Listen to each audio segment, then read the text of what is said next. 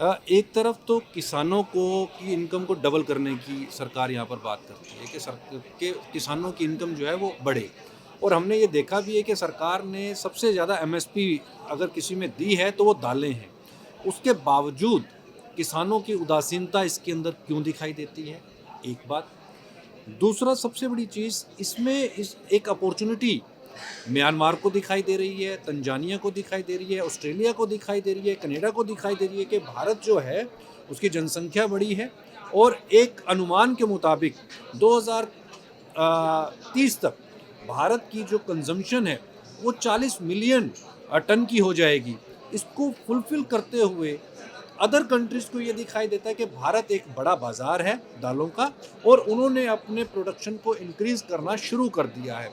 ये दोनों चीज़ें आपको क्या डायरेक्शन दिखाती हैं? क्या भारत के किसानों के लिए भी यहाँ पर कोई अपॉर्चुनिटी दिखाई देती है क्या? देखिए मनचंदा जी, मैं इस पे ये बोलना चाहूँगा, अभी वो ज़माना नहीं रहा जैसे पहले फार्मर्स को मोबाइल नहीं होता था, कोई इन्फॉर्मेशन नहीं होता था, मीडिया बहुत वीक था।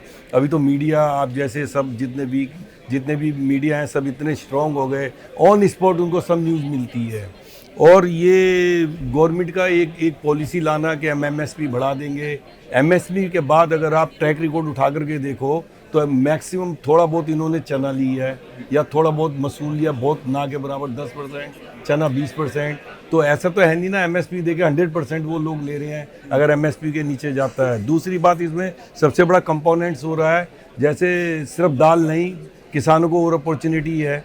किसान को मक्का भी उगानी है, किसान को राइस भी उगाना है, किसान को व्हीट भी उगाना है। इन तीनों क्रॉप को अगर देखा जाए इसका आउटपुट 3.5 से 4 गुना होता है इन कंपैरिजन टू दाल। अगर इसकी एमएसपी अगर 4 गुना रिलेशन किसान को मिलता है और इसमें क्वालिटी का भी कोई प्रॉब्लम नहीं है।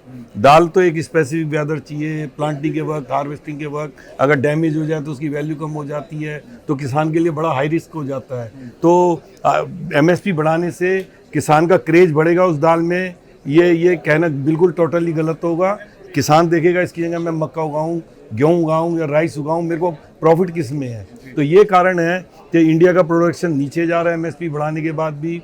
और दूसरा, गवर्नमेंट ऐसा नहीं करती, चाहे कितना ही टन हो, चाहे 25 लाख टन हो, चाहे 50 लाख टन हो, चाहे 1 करोड़ लाख टन हो, हम लेंगे किसानों से। वो तो सिर्फ जितना खरीद सकते हैं वो खरीद सकते हैं।